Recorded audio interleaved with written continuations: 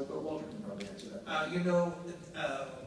We in this compressed encore situation, there was a huge amount of dance music which we could not use, especially going into Kanya. That dance is probably 3 times as long. It's a big mid-first act number. The other thing that we felt in terms of telling the story is that there were certain kinds of dance in several of the productions that didn't help our narrative. For example, there was a miners dance, and I just didn't really want to see these miners jump up with their pickaxes and twirl around. It seemed incomprehensible to me and not helpful to this little sort of crude village in Crete. So we cut the miners dance, but yes, there's much more. There was more choreographic thing. I think that what Josh Rhodes got done in 9 days is remarkable.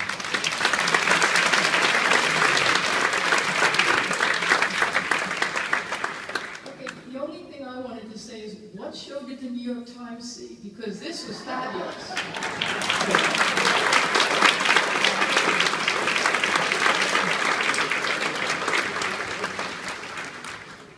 He saw it in his head before he came. He saw it in his head before he came, and that's the show he reviewed. You know, I spent 7 years as an overnight theater critic early in my life. You know, the devil's servant. And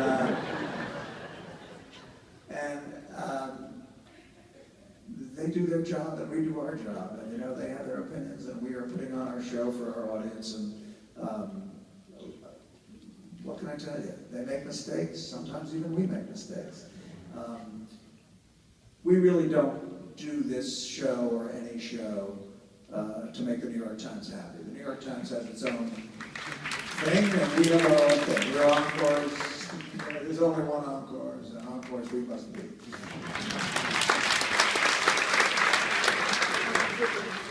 wanted to tell you this because if there are any young writers out there, take heed.